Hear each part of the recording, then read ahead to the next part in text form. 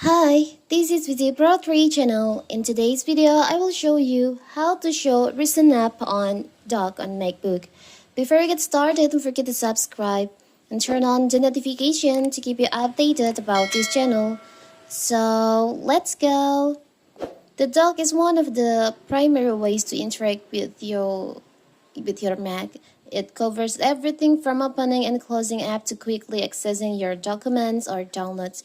However, many people still don't know some of the most basic use of MacBook dock and how you can customize it. On my previous video, I've shown you how to hide the recent apps on dock. And now what if you want to get it back? You want to show the recent app on your dock on MacBook? It's so simple. You can open your System Preferences.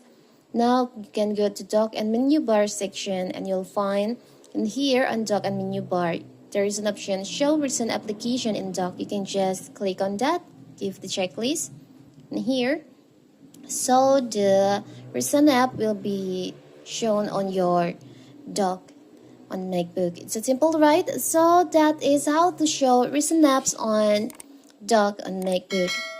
Don't forget to like and subscribe and turn on the notification to keep you updated about this channel.